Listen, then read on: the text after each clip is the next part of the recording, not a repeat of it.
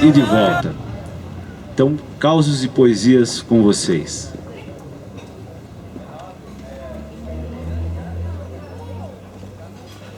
E nas matas, naqueles odores matinais orvalhados, pretendo ainda permanecer eu. Quando eu for cinzas, quero me espalhar, revisitar meu rincão e brincar de novo.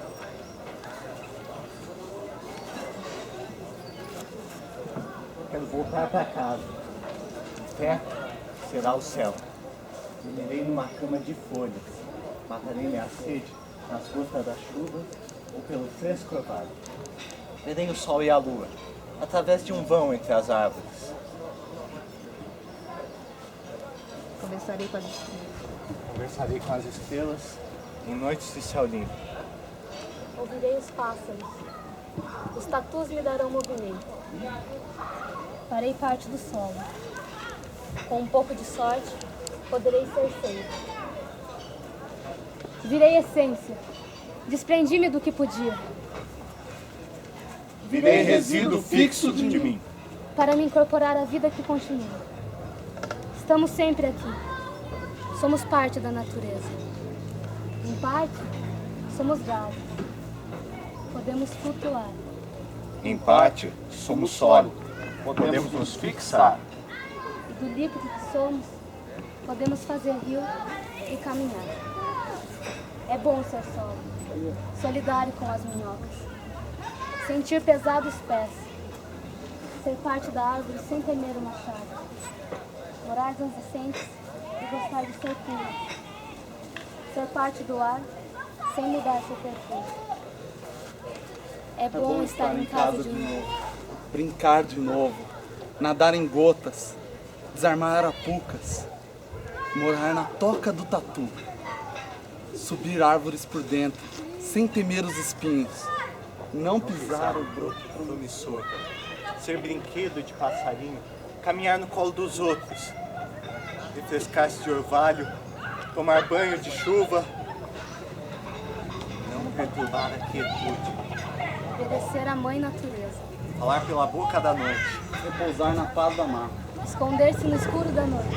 achar evidências no claro do dia, Alimentar-se de brisa, perfumar-se de flores e viver só de amores. E podemos sempre nos encontrar. Venha com delicadeza. Pisa este chão com cuidado. Sinta o cheiro e o frescor do ambiente. Responderei a cada gesto seu, a cada passo, um estalo. Para lhe acariciar, serei folhas. Para o teu repouso, serei canto. Para lhe matar a sede, serei água nascente. E na troca de saudades, eu manifestarei o orvalho. Só não quero ver tristeza. pois sempre estarei alegre ao poder lhe rever pelos olhos da minúscula florzinha.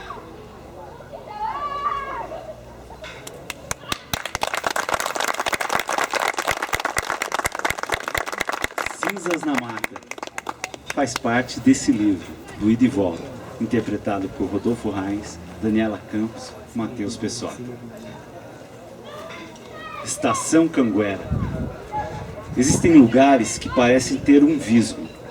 Você pode partir, mas vai deixando um fio que, por mais que você ande, sempre estará a indicar o caminho de volta. Este lugar é Canguera, e o autor dessa frase é o escritor Roberto Godinho, que recebemos aqui agora. Acompanhado de Osmar.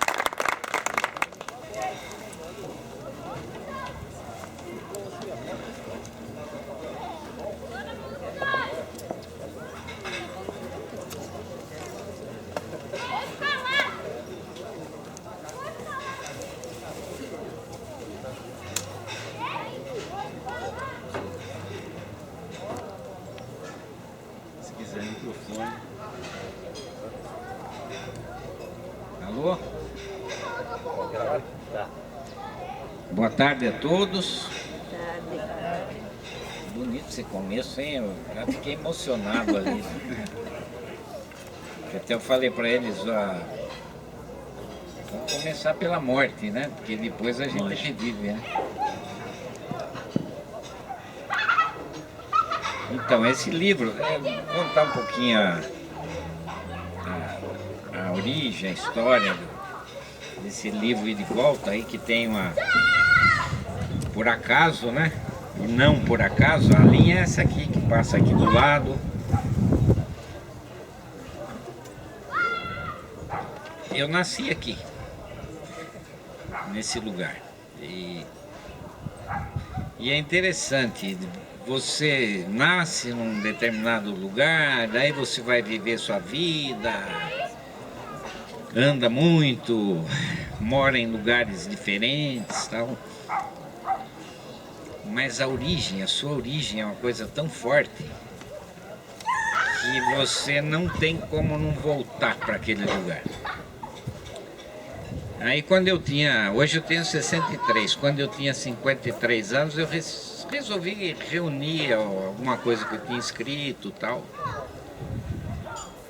E essa origem aí desse nome Ida e Volta é que aqui nesse bairro virava tudo muito em torno da linha, que era a estrada de ferro Sorocabana. E eu lembro que eu achava bonito uma passagem. Normalmente a gente comprava a passagem de ida só. Mas não sei porque algumas pessoas, acho que ficava mais barato, compravam a passagem de ida e volta. Era um bilhete com 2 cores. Se não me engano era verde e rosa. Para lembrar a Mangueira, né? E aí na hora que eu pensei em juntar tudo, eu lembrei disso aí e que tinha muito a ver com o que eu estava fazendo, porque na verdade a hora que você vai juntar as coisas, esse ida e volta está muito presente, ou seja, você tem coisas da sua origem, depois você se distancia, depois você volta. E tem tudo a ver com isso. Então essa é a origem desse nome aqui.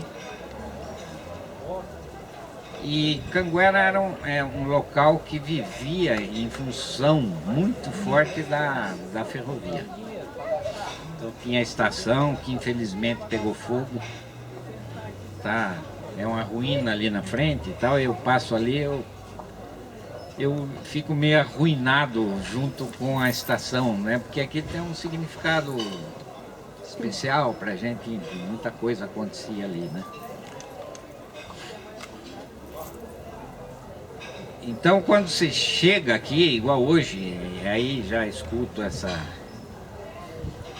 cinza na mata aí, você parece que meio que se transforma, assim, uma coisa, uma energia de tudo isso, vocês olhando aqui, imagina para quem nasceu aqui e tal, é uma coisa muito muito forte. E uma das coisas que eu me lembro, quando eu estou pensando aqui em Canguera, eu lembro da estação, onde tinha os trenzinhos que funcionavam todo dia, eram 4 trens passageiros. E o prefixo deles era PK1, PK2, PK3 e PK4. O PK1 saía de Mairinque e ia até Santos.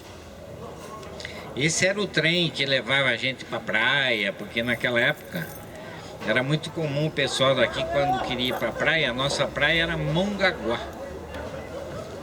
E era muito comum, e aí a gente saía da estaçãozinha. Bom, os preparativos para a viagem era uma coisa assim de nem dormir na véspera, porque você ia para a praia. E normalmente a gente levava mantimento tal, então vinha os sacos de mantimento tal, porque não tinha dinheiro para comprar as coisas lá. Então, como era no sítio aqui, tinha tudo, a gente levava arroz, levava verdura, banana a gente comprava lá. Vinho, então esse era o PK1 que vinha e levava a gente para lá. O PK2, ele vinha em torno das 9h30, 10 horas, era o trem que levava a gente estudar, que aqui só tinha até o 3º ano primário. Então, o 4º ano primário, para tirar o diploma do primário, já tinha que ir até Mairinque. Depois, se quisesse fazer o ginásio, aí tinha que pegar mais um trem e ir até São Roque. E aí você completava o ginásio, depois vinha o científico, tal, que tinha em São Roque também. Depois tinha o PK3, que era o que trazia a gente de volta. Com o PK2 a gente ia estudar e o PK3, em torno de 4h30, tal, ele estava chegando em Canguera. Esse era o tal que a gente voltava de Mairinque.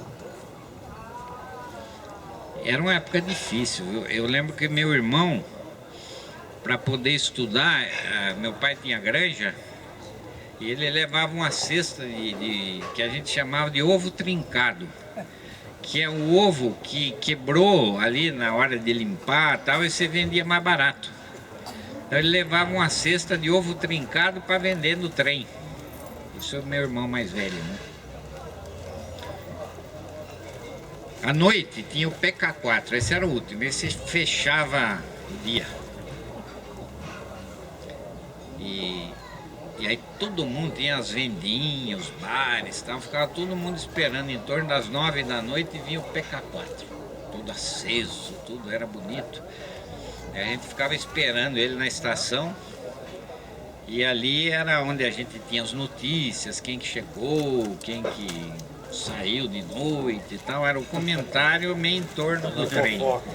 E era bonito isso.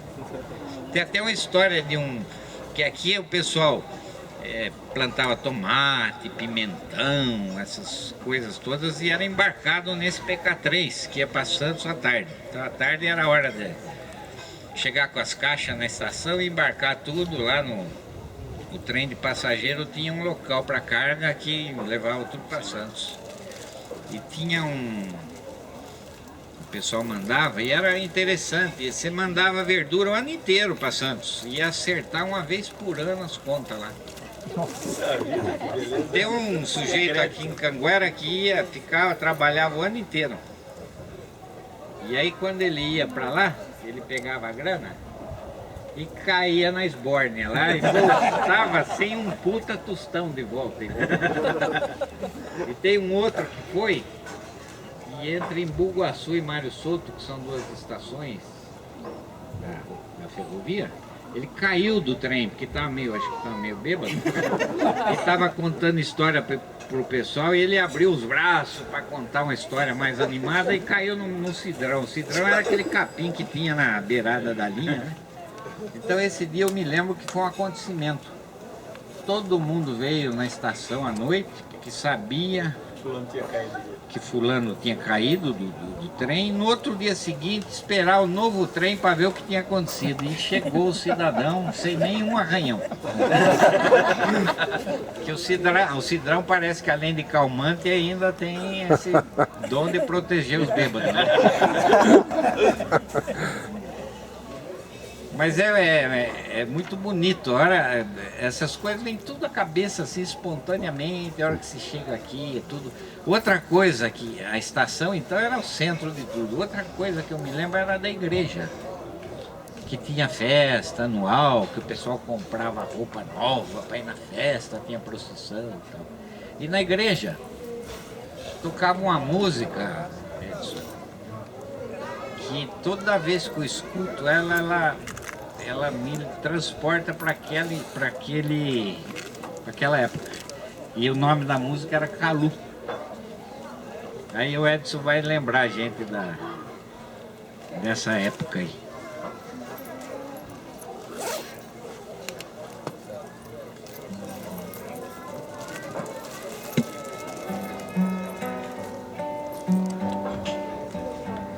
Calu, Calu, tira o verde desses olhos de ribadeu. Calu, Calu, não esqueça que você já me esqueceu. Calu, Calu, esse olhar depois do que sucedeu. Com certeza só não tendo coração, fazer tá judiação, você tá mangando de eu. Com certeza só não tendo coração, fazer tá judiação, você tá mangando de eu. Calu. Gostaria de chamar agora, Roberto, o Rodolfo, que vai fazer as jabuticabas da Caatinga. Jabuticabas da Caatinga. São bonitas as jabuticabeiras e são doces suas jabuticabas. É difícil esquecer sua origem cada vez que delas me lembro. Não tivessem elas sido dispostas como hoje estão perfiladas, e seriam um monte de árvores no mesmo lugar onde o menino tinha defecado. Nem tudo que é bom tem origem nobre. Pode o berço esplêndido embalar o calhorda. Não é difícil que num ambiente pobre surja o gênio que transborda. Essas jabuticabeiras são um símbolo. Das fezes vem o fruto inesperado. E às vezes, da onde muito se espera, só vinga a erva daninha. Conte pra nós essa história da jabuticaba, Roberto. Essa história das jabuticabeiras da Caatinga, a Caatinga é um bairrinho, um local de Canguera que fica aqui atrás. Na época em que eu estou me reportando aí, era cheio de uva. Meu pai morava lá onde é a adega Palmeiras, mais ou menos, né? Isso tudo antes de eu existir.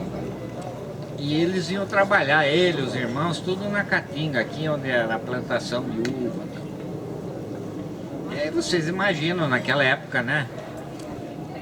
Aí não tinha banheiro, não tinha nada. Aí o caboclo no mato, ele se alivia na moita do mato. Aí acho que na véspera ele tinha comido muito jabuticaba. Aí deu a vontade de fazer número 2 nele. Ele foi lá atrás de uma moita e mandou ver. Muito tempo depois, ou um ano depois, ou sei lá quanto, ele notou que tinha um monte de pezinho de jabuticaba, tudo tinha nascido, tudo. Aí ele olhou e falou, bom, nesse pacote aí não vai dar nada, né? E ele perfilou todas. E essas jabuticabeiras, nem sei se estão lá ainda hoje, até eu preciso voltar um dia para ver. Estão lá ainda, Conce? Todo ano ela carrega, onde for um povo já sabe que está carregada, mas todo mundo lá. Todo Canguera aparece lá. A base era boa, então, hein? E aí o pessoal até hoje chupa a jabuticaba do meu pai, vamos dizer assim.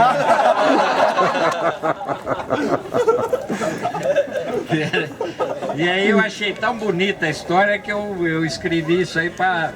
Tem mais uma história, Neto. Inclusive, o primeiro saborear jabuticaba é o do Burgir. Ah, tá. Você vê que tem tudo a ver com a natureza mesmo, né? Bom, vou chamar a Dani Campos para fazer cheiro de uva. E agridoce na sequência já. Um cheiro doce. um ar de verão. Uva madura na parreira anunciam a hora da colheita. Pés descalços no eiro, mãos nos cascos, carroça carregada, parreira vazia.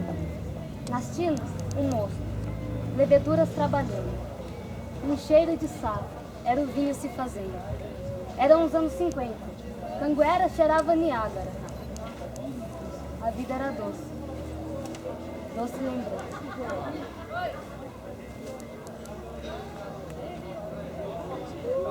Vinhas de verde, trazias a doçura da uva. Ias de vinho, levavas o azedo da dor. Por que azedaria? Se vinhas tão doce. Porque acabou o que era doce, tomou conta o azedo tão cedo. Era boa a promessa, era fértil a semente. Faltou o gênio que pressente, faltou a mão que processa.